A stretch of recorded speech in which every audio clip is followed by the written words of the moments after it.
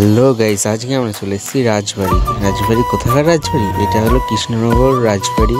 তো তোমরা দেখো কৃষ্ণনগর রাজবাড়ি কি ভিড় সত্যি। আর ঠাকুরটা দেখো তুমি, কালারটা ঠিক বোঝা যাচ্ছে না কারণ ফোনের ক্যামেরা ভালো না।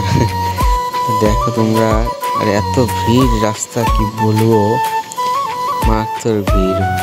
তো আমরা দেখতে দেখতে আসছিলাম, তখন দেখি পিছনে ঝুমুরগুলো সব পুরনো, সব যাবতীয় সব জিনিস পুরনো আছে। দেখো তুমি ঝুমুরগুলো সব কটা, কালারগুলো দারুণ লাগছে দেখতে, সাজানো রাজবাড়ি পুরো। তখন বেরিয়ে যাচ্ছিলাম, হট করে একটা জিনিস চোখে পড়লো, তখন গিয়ে দেখি কি এটা, দেখছি ওই দেখো রাজার সব পুরনো ছবি, সব কিছু এখানে।